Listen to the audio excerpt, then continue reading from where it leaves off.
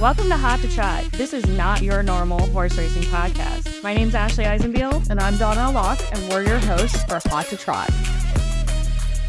All right, guys, welcome back to another episode of Hot to Trot. This is a special edition for one of our jobs that don't get enough spotlight, and they really need the spotlight, are Outriders. So we had Poole from Presque Isle Downs and Tia Shafer from Pocono Downs on the podcast today, and it was such a good episode. Their job, I would never want to do that job, but they do an amazing job out there. Such a stressful job. Like, I can't even imagine. There's a lot of pressure on these guys. So my hat's off to them. One of the most important jobs at the racetrack. But I just want to talk a little bit of fall because we're in fall season. It's my favorite time of year. Is this your favorite time of year?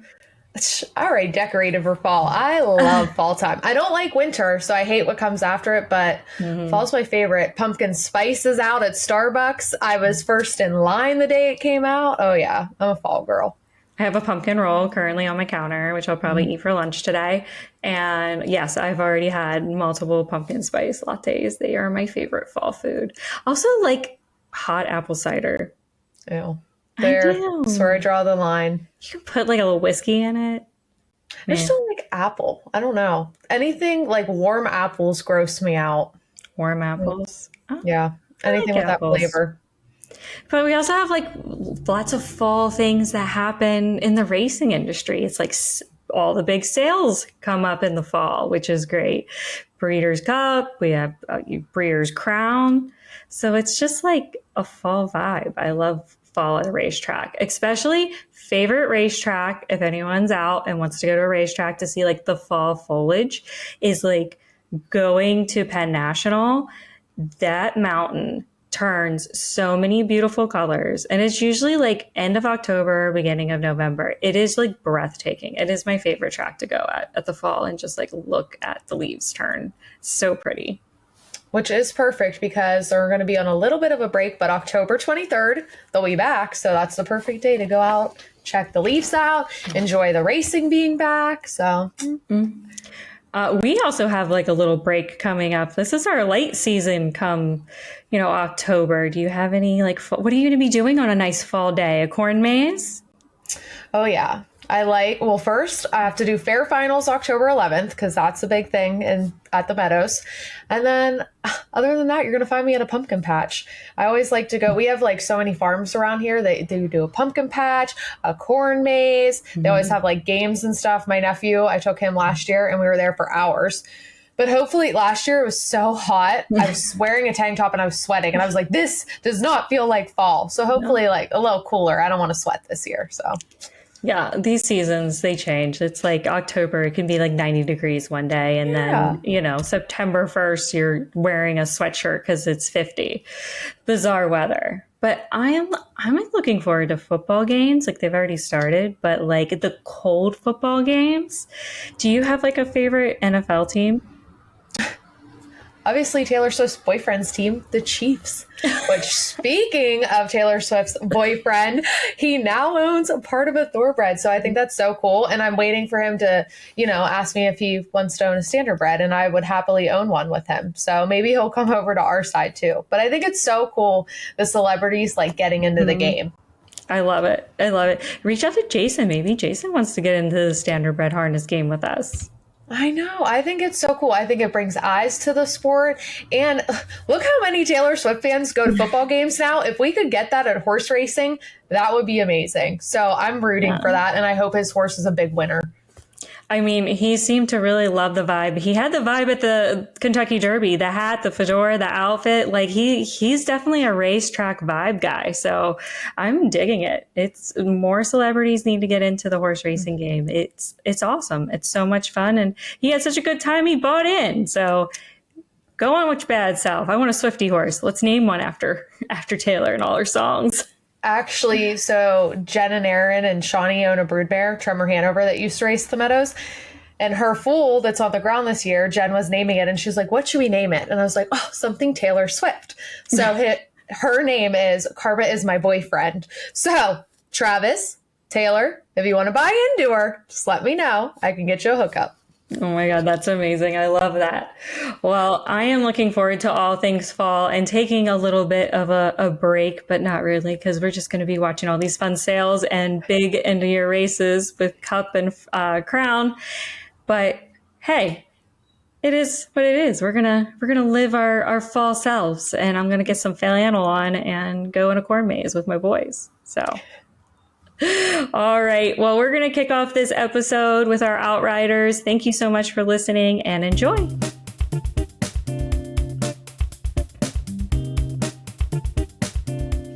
Well, thank you so much, both of you, for being here. We're super excited about having you guys and talking more about outriding and how important your guys' jobs is at the track. I don't know how many people actually know in the coming into the industry or first, take of horse racing that there is people out there on the racetrack on horseback ready to, jump in if anything should go wrong. And I think this is going to be an awesome interview. So thank you guys so much for being on. Oh, you're welcome. You're welcome. My pleasure. Thank you for inviting me. All right. So since you guys have in my opinion, the hardest job at the track, I would never want to do your job. Will you tell our listeners a little bit about what the job is? Like, what is it being an outrider? T, if you want to kick it off. Sure. So for me, working at Mohegan, Pennsylvania, which is a harness racetrack, there is only one of me. So it is my responsibility to check equipment on the horses as they're coming on and off the track, communicate between the drivers and the judges if there's an issue on the racetrack, help with any unruly horses, make sure everybody gets to the starting gate together. So we do have a rolling start. So all of our horses are in movement when the race starts. So sometimes they don't want to turn, they don't want to go. It's my responsibility to make sure that they all get a fair start for the betting public. And then in the case of a tragic accident and there's loose horses, again, that have lost their drivers, they're running around with just their race bikes on, it is my job and my job solely to then get them under control as quickly as possible so that we can get ambulances and people the help that they need right as quickly as possible. It's a big job. John, how does it differ on your end and the thoroughbred side? Well, with us, like I said, we're lucky. We got 3 riders, which makes it a lot better. You know what I mean? So we send one to the backside always. So, and then we'll send one over to the quarter pole. And so when we bring them the horses out, we always make sure them thoroughbreds are in between us. You know what I mean? Where you got one on one side, one on the other side. I usually watch, like I said, you've got to watch everything. You've got to watch them when we bring them out for the post parade. The horses are acting up. Like I said, we might have to correct them. One gets loose. Like I said, we all kick in. We all work as a team. Just basically, like you said, we just try to get them to the gate. And thoroughbreds are a lot different, man, because they're wired out, man. They got, you know what I mean? They got them little riders on them. They get away from the pony people all the time. And probably got a lot more loose horses than probably the harness they got. But like I said, we got 3 outriders. I mean, I couldn't imagine being only one out there to do all that work. I mean, that's a lot of work for one person to handle. It's a little wild. Yes, that's a lot of work. I mean, that's really too much work for someone. But I give her props, man, to be, like I said, it's a tough job. But I got horse. It's all in your horse. You're only as good as your horse. You can be the best hand in the world, but if your horse is no good, you're no good. That is so true. Yeah, and when I start out, like the 2 new ones I get, I usually hook right up to a horse because if they kick, you can't use them. No, we already know they're not going to cut it. Yeah, that's the difference with me. Like when I get brand new horses in, before I even get them, I'll put my saddle on them and I'll have someone bring a horse out or bring my pony out or something and just grab a hold of them. Because if that horse that you get, if he even kicks, I mean, it's not a good spot for him. That job's no good for him.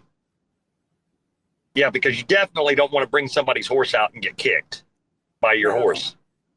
It's a lot more on the ponies, I think, on the harness side, where we have the race bikes as well. So not only do you have that horse pushing up on you, but you also have the race bike shaft digging into their side or their hip or their gut. And they have to learn to just get over that extra stimulus. And it can be very challenging to find a really great outriding horse. I have actually made both of mine, so I'm very fortunate that they both cut it. And same with me. I've made all of mine. All of mine have been made by me personally.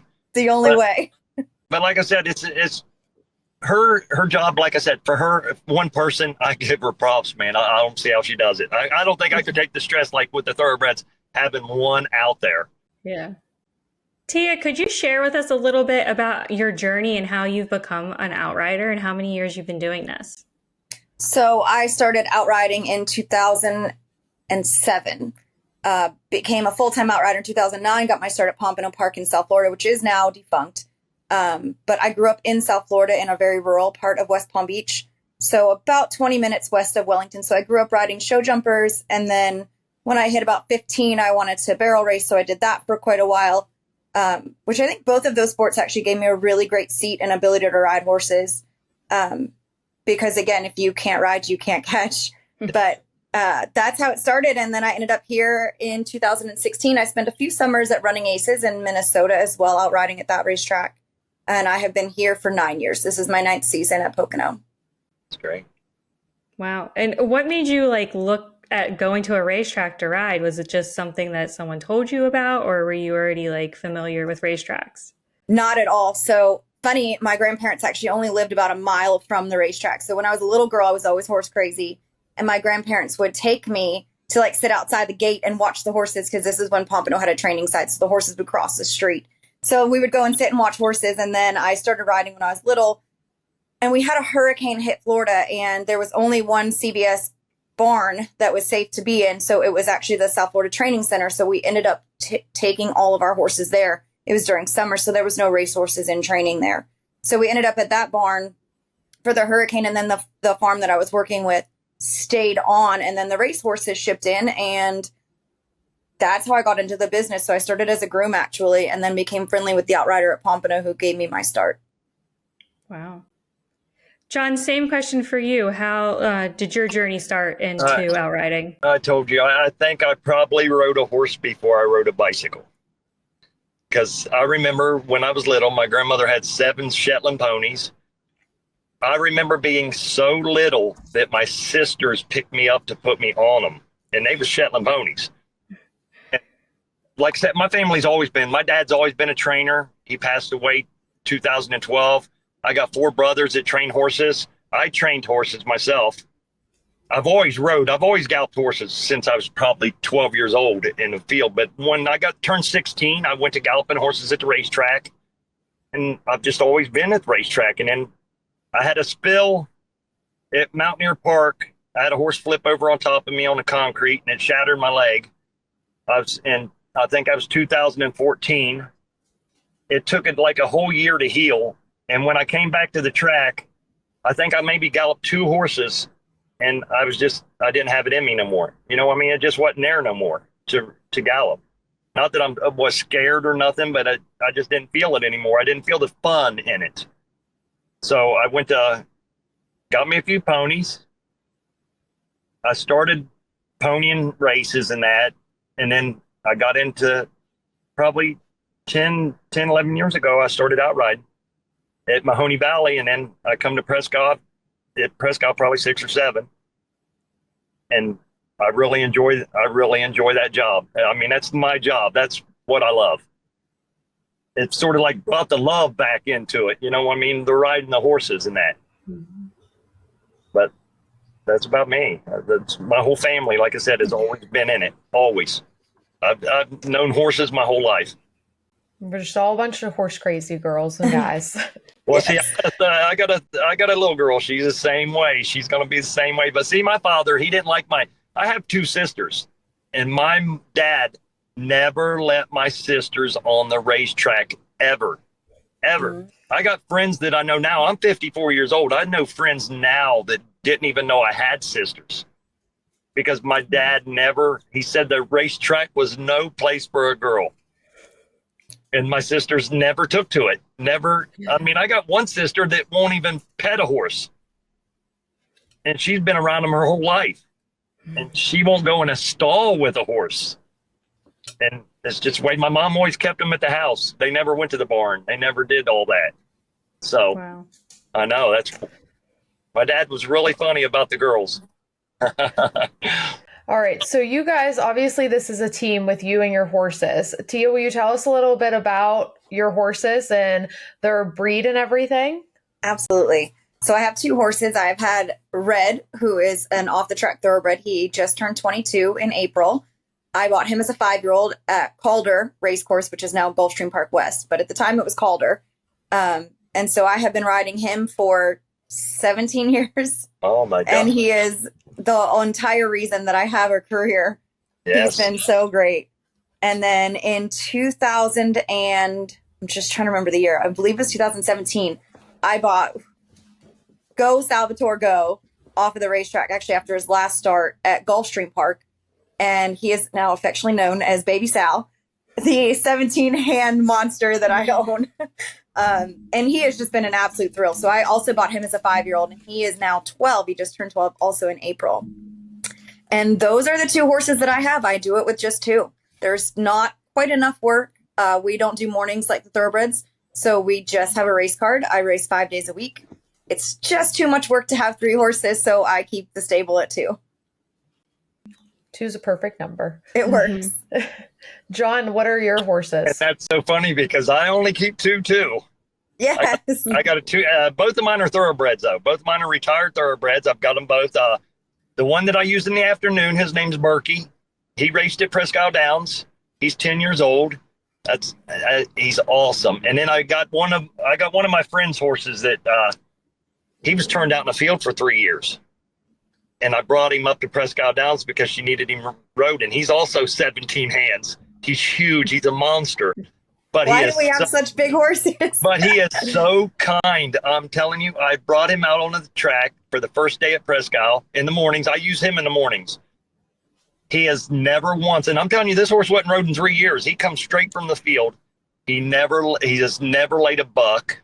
He has never laid anything wrong. He loves it out there. It's like he found his job. I mean, he had never done it before, and he took right to it, and he just enjoys being out on the track. And like I said, the thing about me with the thoroughbreds is a lot of people bring in them quarter horses. You can have a quarter horse that's been out at a farm or been trail riding, and he's perfect and he's great. You can put a little kid on him. But when you bring them to the racetrack and they see 25, 30 horses running around the track going both directions, they're different. And them old thoroughbreds, they're so used to seeing that. And I sort of like route horses. Like, that's what I pick. Because I like the route horses because they're a lot more calmer. And like the horses that run 5/8 or 6 furlongs, some of them are hot. I call them hot, where they get too excited. Where I like the older horses that run a route of ground, they're sort of more relaxed. That's what I go for. Like I said, I watch races every day at Presque Isle, and I watch the route races. And I watch a horse that runs way back, and I write their name down. Because at the end of the meet, I'll go look them horses up and try to get them. You know, I mean, that's what I start with. I just love thoroughbreds. I do too. Yeah, and like I said, they're so used to seeing it that it don't even bother them. You know what I mean? They also have, I think, just a really different kind of work ethic. Yes. Because like I said, I got a niece that outrides at Mountaineer Park, and she's got a quarter horse, and he's real hyper. I mean, he sees them races and them horses running around and all that. And he's at the farm, like I said, he's perfect. But the racetrack is just so much different. And them old thoroughbreds, and I like to save them anyway, man. Like I said, I'm about saving. If you can figure something out to do with them, I want to do that. Yep. So I always try to find me, like I said, at the end of the meet, I'll find me 2 more, and I'll take them home. And come Presque Isle Downs opens back up, I'll bring them in. They'll be ready to go. You guys kind of touched on this, but Tia, what do you do to prepare a horse to be an outriding horse and get used to the racetrack and everything that goes on? It's basically exposure therapy. So with the standardbreds, obviously with the race bikes and jog carts, it was so much easier when Pocono had a racetrack on the backside. So when we would have morning work, I could just go out and either hand walk them for a few days so they would just see the jog carts going by. Because it really is just them getting used to seeing a horse pulling a jog cart. That does not make sense to a racehorse off the track. That does not compute for them at all. But it doesn't really take that long. So 3 days maybe for them to just see it. And then I start riding around the track with them. I don't take more than 4 months, I think, to get one from start to finish to where I feel comfortable using them on the racetrack. And there's so much pressure involved in the job itself that I won't put a horse on the track that I know isn't ready. So if that takes 4 months, it takes 6 months, it takes a week, whatever it is, that horse will let me know when I feel that they're safe enough to be able to actually handle the pressure of the job. Because there's one thing, so we don't have pony people at the harness track, so I'm also ponying. But it's one thing for you to pony a horse with a race bike on, and it's an entirely different thing to trust your pony to be able to handle the pressure of an upside down race bike dragging pieces of the bike shattering behind it at full speed and having to catch them. It's a whole different kind of pressure. So it's just starting very slow and giving them only great experiences so that they learn that they can always trust your judgment and that you're never going to put them in a spot to get hurt. And then they just continue to thrive. John, how do you prepare a horse to go to the track once you get them from Presque Isle at the end of the meet and take them home? Well, the same thing with me. I mean, it's like the two that I started this year. Just like I said, I started them this year. When Presque Isle opened up, they had never done the job. Berkey's 4 for 4. There's been loose horses. He's caught all 4 of them. But the first time he tried to run off with me. Because when I got him set and I seen the horse turning for home and I sent him, he actually thought he was working. He thought that he was going to work with that horse. I mean, he took me to the horse, but he didn't know, like, to stop, and I had no brakes. I reached and grabbed the horse, and when I grabbed the horse and I put him up in my lap, I had no brakes. He thought he was running. He thought he was working. But after a couple of tries, like he got a couple in the mornings and that, I had to change bits on him because there's different bits. You know, I mean, there's bits that can slow him down. So I sort of had to put a little harsh bit on him for about a week to teach him when I pull back, just come on, slow down. You know what I mean? But now I've lightened his bit up. He knows now, like when he catches them and I put him in my lap, he knows to pull up. But the first time I went probably a quarter of a mile, a breeze. He breezed. So, I mean, they get it. It takes them a minute. Like I said, he went from racing straight to that, and he thought he was breathing. He thought he was doing what he was supposed to do. But, it's a learning experience. Yeah, and like I said, now when he grabs one, he'll take me to him. And now when I grab him and I put him up in my lap, he knows. When I pull back, he slows down. So, I mean, it's just learning for him because he didn't know. He thinks he's running. So I got run off with about a quarter of a mile. So, but he didn't take the horse. But I had to go. It took me about a quarter of a mile to get him stopped. It happens. Oh, yeah. But like I said, he did it, and now he knows it. So everything worked out. Perfect. What do you guys think is your favorite part of the job? And then what do you think is the hardest part? Probably the best part of the job is actually helping, like truly making a difference in the families' lives of the drivers that I'm helping. How many, I can't even count the wives that have texted me or called me and been like, oh my gosh, thank you so much. I'm so glad my husband was able to come home today because you were able to help him. That's a beautiful feeling. There is nothing quite like making an actual difference in a family's life from the back of a horse. I mean, that was not exactly what I signed up for, but I just think it's the coolest thing ever. The hardest part is literally the exact same thing, is the fact that the drivers' lives are in my hands sometimes, where they might have a broken line and they're sitting behind a horse going 40 miles an hour with zero control. And they're hoping that I can fix that for them. That is also absolutely terrifying. Yes. Too much pressure. That's perfect. That was perfect saying right there. Same for me. Like I said, I want to make sure everyone makes it home. You know, that's what we're out there for. The riders that go down, the horse, you know, I mean, you got to make sure that everyone's clear. Because when them loose horses, especially, and I've seen it, like they break out of the gate or something and drop a rider and turn around and head back the other way. Yeah. You got to catch that horse, man. He's going head on. He's coming around the turn. These riders don't know that horse is coming. Just like I said, it's a lot of pressure when things like that happen, and I've seen it happen. But I mean, we got, like I said, we turn on lights, we turn on sirens for the riders to be alert, but still our responsibility, just the responsibility of knowing that there's so many people out there that you just want to, at the end of the day, I'm so happy that when everyone makes it home, everyone went home. You know what I mean? It's a good day. Might have been a loose one, might have been something, but everyone made it home. Everyone's gone home to their families. It's all good. Tomorrow's tomorrow. Your jobs are so important. I just want to emphasize that. Like, it's one of the most important jobs at the racetrack, making sure that the horses and the riders and the drivers all, finish the races safely. And my hat's off to you. It's a lot of pressure, and we appreciate the jobs that you do every single day. And it's a hard one. And I'm sure you guys feel the pressure. Talk about work stress, that's a lot to have. And we always hope things go right, but it's very comforting to know that you're there in case something does not go right, that you're there. So again, my hat's off to you. You guys are so important to our industry, and thank you so much for everything that you do. Do have another question though. How do you think, or I want to rephrase that, sorry. What kind of advice would you give to anybody who's like maybe thinking about being an outrider, or, toying around with pursuing that? Like, what advice would you guys give them? Oh, that's a tough one. That's a tough one there. I mean, it's just like I said, we got a girl at Presque Isle Downs that just started. She gets so down on herself. Got good ponies, and she's an excellent rider.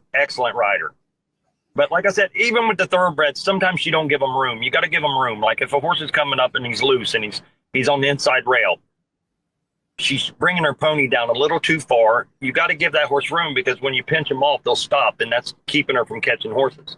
But you got to keep her motivated. It's all right, girl. You got this, man. Move over. You know what I mean? And I try to, because like I told her, I've missed 100 of them. You know what I mean? It happens. You can't get down on yourself. You just got to improve. And she's improving every day. And just to see the smile on her face, because one day she has not caught one yet. And I've had her set up like 2 or 3 times to get one, and she's just missed it. But it's all right. Let's do it. It's going to happen. There's going to be another time. But yes. But just keep going. And it makes her smile, and it makes me smile, because but it's like I said, it's a tough job. It's a really, really, really mental job. I mean, just everything, man. You're so worried. Like I said, we train in the morning, so we got probably 200 horses that come out on the track every day. Mm-hmm. And just all the action, everything going around. We got to stay alert, pay attention, because we got to watch for this. We got to watch, keep all the eyes on the racetrack, which now at Presque Isle, they made it where the phones are not allowed no more. People are not allowed if you are on a horseback, you're not to have a cell phone out. Because we've had a lot of trouble with that here lately at Presque Isle Downs. People coming out onto the track, not paying attention. They're sitting on their horse, mm-hmm. and they're on their phone, and they get dropped. And now that's a thing? Huh? Yes. That feels wild. I mean, it's just, they just implemented this within the last 2 weeks. Oh my gosh. Presque Isle Downs. No riding and texting. Thank you. Yeah, that's what I say. And especially with the thoroughbreds, they'll come out, they got their irons all jacked up, they're on their phone, and they're taking videos and all this. And now I'm out catching a horse, and this boy's laying on the ground. You know what I mean? So we got that stopped. So that should help out a lot. That should help out a lot, because it was really getting bad. It was really getting bad. So we got that stopped. So my advice for future outriders would be have zero quit. Yes. I can't even count how many times I've had to set up on the same freaking horse because it didn't work out the first time, the second time, the third time. But at least for me, I'm the only option. So I can't just be like, well, dang it, I missed it. Let me try tomorrow, or I hope tomorrow. No, you just have to keep grinding, whether it's that horse or it's every day. And also a really good meditation app, because your brain is going to be fried. Yeah, for sure. I said, I feel sorry. You could be the only one out there. You have a lot more stress, a lot more. It's meditation. Yeah. Yes, I agree.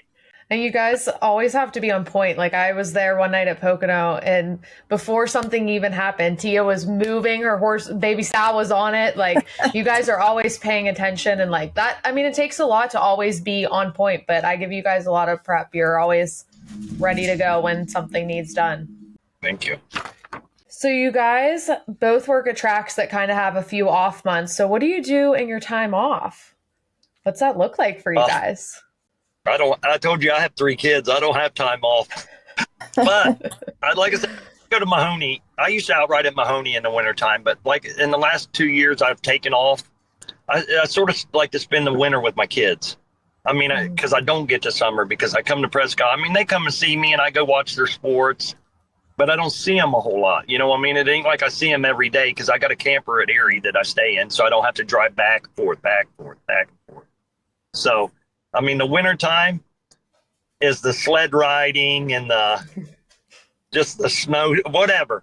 The ice skating in Pittsburgh, whatever I can do with them. That movies, that's sort of my time there.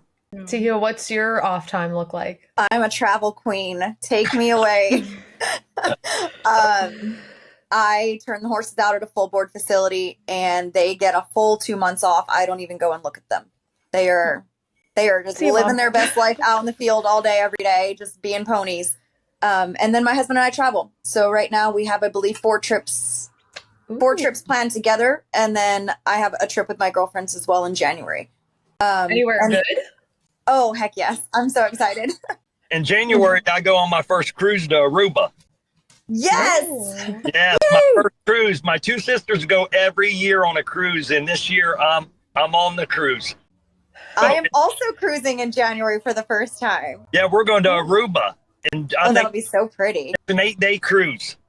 Nice. It's going to be my 2 sisters, my brother, and their husbands and wives. And then I got a cousin in Florida that's coming with us. And this is my very first. They go every year, but this is the first time I get to go. Exciting. So I can't wait. I'm so excited. I'm excited for you. Tia, where are you cruising to? We're going to Western Caribbean. 7 days. Oh, yeah. That'll be nice. Me and my girls. That's nice. Well, you've made it through the heavy part of the interview process on Hot to Trot, and now we're going to throw you guys in the hot seat and ask you some rapid fire questions. Answer them just as top of your head, as quick as you can, and we're going to kick it off with Tia. What breed of horse would you never want to own? Arabian. Oh. All right, John? Me also, an Arabian. Never. A friend of mine had one when I was a little kid, and it was just no. Yes, it's a no for me. No for me. They give me cat vibes. Yes, that's Arabian for sure. Oh, that's funny. Would you rather have a flying carpet or a flying broomstick to travel on? John? Carpet. Broomstick. A broomstick. The broomstick fits my vibe, so. Yes. All right. What slang word or phrase do you wish would retire soon? Oh, I'm not cool enough to even know what one would be. Gosh. Slang word. I know mine. I got nothing. I'm blank. I am like. Well, all we do is ride horses. We don't know. Yeah, we don't. All the kids always are like, bet. Yeah. Yeah, like that's like their response. And I'm like, what does that even mean, bet? Like, yeah. I like it. Yeah. Pizza Hut or Domino's? Pizza Hut. Domino's. All right. What was your last purchase on Amazon? Ooh, high-heeled shoes for a wedding I'm going to on Friday. Ooh, spicy. What color? Oh, black. Ariat riding boots. Shoes. You guys with the shoes, yeah. Brand new pair of boots. Nice. Would you rather have all traffic lights you approach be green or never have to stand in line again? Never have to stand in line again. Same. Yeah, I hate waiting in lines. Amusement parks, that's why I won't go. I don't like crowds for that reason. I don't want to be Yeah. that close to someone. Yeah. Yep. Oh, Well, you guys survived Hot to Trot. You All guys did great. Thank you. Thank you. Thank you so much for joining us. We appreciate the hard work of you guys and then also all the outriders at all the racetracks across the country. We appreciate the jobs that you do and taking the safety of our riders and our horses every day that they race. So thank you, and train. So thanks for being on Hot to Trot, and we'll look for you guys at the racetracks. Thanks for listening, and thank you to the Standardbred Breeders of Pennsylvania for sponsoring Hot to Trot. We'll see you next time.